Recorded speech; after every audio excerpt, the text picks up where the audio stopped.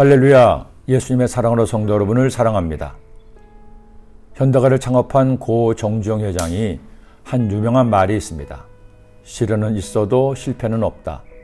동명의 이름으로 펴낸 그의 자선도 있어 저 역시 그 책을 보고 큰 감동을 받았습니다. 대한민국 사람이라면 정주영 회장을 모르는 사람이 없을 겁니다. 그리고 그의 전설적인 성공 이야기도 널리 알려져 있습니다. 부산 유형군 묘지를 한겨울에 보리로 파랗게 장식한 것이나 서산만을 간척할 때 겉새 물기를 잡을 방법이 없었을 때 세계 최초로 폐선이 된 유조선으로 물기를 막은 일도 있었습니다. 현대조선을 처음 창업할 때 500원 동전에 있는 거북선으로 수억 달러의 차관을 빌린 전설적인 이야기도 있죠.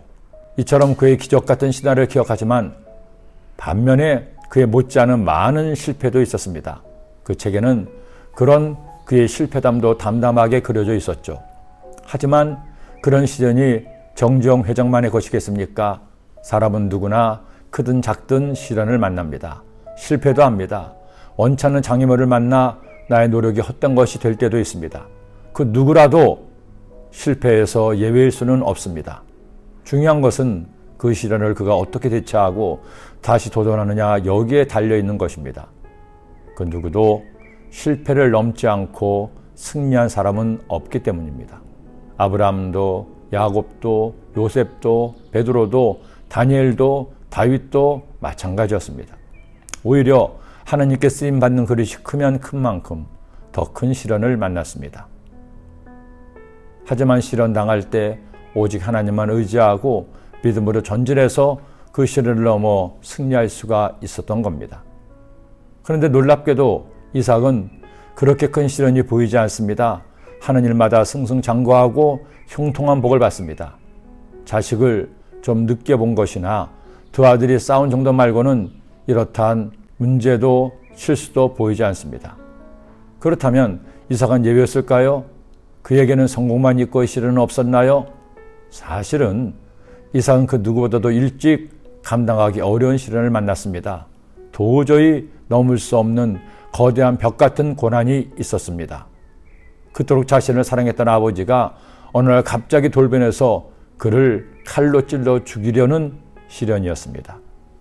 우리는 아들 이삭마저 제물로 드리는 아브라함의 순종에 감동하지만 반면에 도대체 아들 이삭은 그 심정이 어땠을까요? 성경에 보면 그가 아버지와 싸웠다는 말은 나오지 않습니다. 이삭도 아버지와 함께 먼 길을 여행할 정도면 어느 정도 성장했고 자신을 죽이려는 아버지에 대항할 수 있었겠죠. 그러나 그런 말씀이 나오질 않습니다. 사실 이삭은 그때 죽음 같은 시련을 넘어선 것입니다. 자신을 제물로 드리겠다는 아버지의 뜻에 순종해서 하나님께 자신을 제물로 드렸던 것입니다.